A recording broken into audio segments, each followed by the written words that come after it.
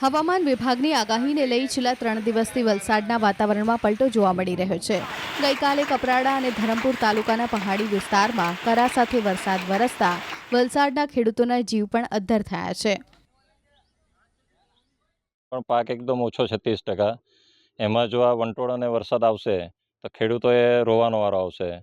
અને હાલમાં આપણા એરિયામાં નથી, પણ ડુંગરાળ એરિયામાં ધરમપુર એરિયા છે કે એ બાજુ વરસાદ આવ્યો છે, અને જો ઉમરગામ તાલુકામાં આવશે તો ખેડૂતોએ રોવાનો વારો આવશે અને નુકસાની બહુ મોટી જશે। એમાં શરૂઆતથી શું હતું પરિસ્થિતિ અને ખેડૂતોને કઈ રીતે ચિંતા છે અત્યારે હજુ હવામાન? શરૂઆતથી હવામાનમાં આ વખતે વાદળછાયું વાતાવરણ છે કે એ કારણે આંબાનો પાક ઓછો જ છે, એકદમ 30-40% જ છે।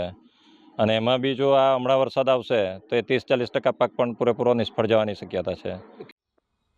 જોકે જે વિસ્તારમાં ગઈકાલે કરા સાથે તોફાની વરસાદ વરસ્યો તે વિસ્તારોમાં આંબાવાડીઓ ઓછી હોવાથી એ વિસ્તારના ખેડૂતોને ઓછું નુકસાન છે, પરંતુ બાકીના મેદાની પ્રદેશોમાં જ્યાં આંબાવાડીઓ છે ત્યાં અત્યારે કેરીનો પાક તૈયાર થઈ રહ્યો છે।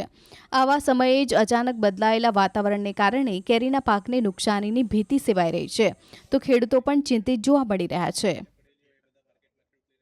હવામાન વિભાગે અઠવાડિયાની આગાહી કરી છે કે વરસાદવાળું વાતાવરણ રહેશે ને કાલે તો કપરાડા છે, ડુંગરાળ જે વિસ્તાર છે એમાં વરસાદ સારો એવો પડ્યો છે, કરા પણ પડ્યા એવી વાત મળી છે। તો અમને પણ ચિંતા છે જ, જો આ વરસાદ અત્યારે અહીંયા પડ્યો તો કેરીને પણ નુકસાન છે જ। એક તો આમ પણ કેરી આ વર્ષે 30%થી 35% જ છે, વધારે કંઈ છે નહીં મળે। એમાં પણ જો વરસાદ પડ્યો તો એમાં પણ નુકસાન થવાની શક્યતા વધારે છે। હજુ કાલનો વરસાદ તો નથી પડ્યો, પણ હજુ જે આગાહી છે એમાં પણ જો પડ્યો તો વધારે નુકસાન થઈ શકે। ભાવ પણ ગગડે?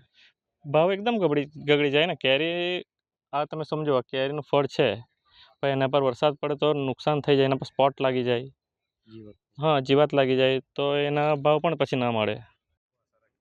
ઉલ્લેખનીય છે કે હવામાન વિભાગ દ્વારા કમોસમી વરસાદની આગાહી કરવામાં આવી છે, જેને લઈને જિલ્લામાં આજે પણ વાદળછાયું વાતાવરણ જોવા મળી રહ્યું છે। ત્યારે કેરીની ખેતી કરતો જગતનો તાત ચિંતામાં છે। જો આવું જ વાતાવરણ યથાવત રહેશે તો આંબાની વાડીઓમાં તૈયાર થવા આવેલા પાકને મોટા પાયે નુકસાની વેઠવાનો વારો આવશે। ભારે પવનને કારણે કેરીનો પાક તો ખરી પડશે, પરંતુ સાથોસાથ પાકમાં જીવાત બેસવાની પણ શક્યતા છે। અત્યારે જે વાતાવરણ છે એમાં શું કે ગઈકાલે જ તો આપણે ધરમપુર કપરાડા સાઈડ એટલો વરસાદ અને પવન આવ્યો, એ જ રીતનું જો આપણે અહીંયા થયું તો કેરીમાં બહુ મોટું નુકસાન જાય બધા ખેડૂતને।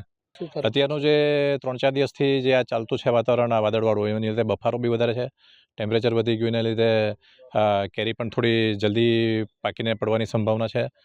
અને બીજું કે જો સમજો આપણા આજુબાજુમાં જે વરસાદ થયો છે એ રીતનું આપણે બી થાય વલસાડ જિલ્લામાં બી, કે આપણા વલસાડની આજુબાજુના ગામમાં જે કેરી છે અહીંયા, તો કેરી નીચે પડે એટલે સીધું કે માર્કેટમાં ખેડૂતો લઈ જ જવાનું છે જે પૈસા મળ્યા એના માટે, તો એ લોકો બી માર્કેટ ડાઉન કરશે અને પાછું ઉપર આવવામાં થોડોક ટાઈમ નીકળી જાય। જીવાતમાં તો કેવું, એકવાર વરસાદ પડે એટલે પછી પેલું ફળમાખી ને એનું બધું પ્રોબ્લેમ વધી જાય, પછી કેરી ખરાબ થવાનો ચાન્સ રહે।